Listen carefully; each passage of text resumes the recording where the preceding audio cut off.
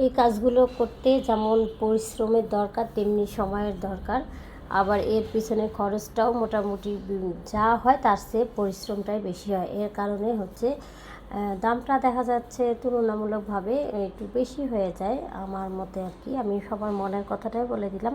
তো এটা কাজের উপর নির্ভর করে। এটা যখন পিটানো কাজ, কোনো হচ্ছে কোথাও ফাঁকা নেই, একদম ভরাট সেলাই। তো এখানে সাইডে পাইপিং করা হয়েছে, কেউ চাইলে এটা খুলে আমি হচ্ছে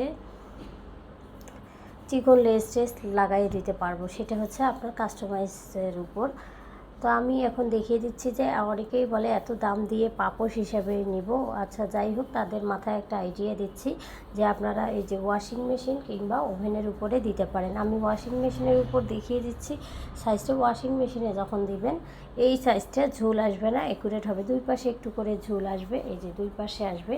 তো এই সামনে পেছনে আসবে না। আর এইটা একটু বড় আছে, এটা আবার একটু সামনে পিছনেও আসবে। তো এইটা হচ্ছে একটা ডিজাইন, এই একটা ডিজাইন। আপনারা এগুলো ফ্লোর ম্যাট বা পাপড় যেটা বলেন বা টি টেবিলের উপর দিতে পারেন, ওয়াশিং মেশিনের উপর দিতে পারেন এবং হচ্ছে ওভেনের উপর দিতে পারেন।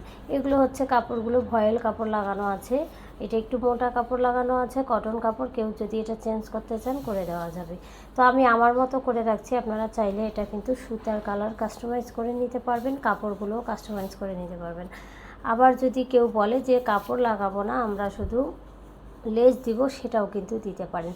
তো এই ছিল আমার আইডিয়া। আপনাদের কাছে কেমন লাগলো আইডিয়াটা জানাবেন।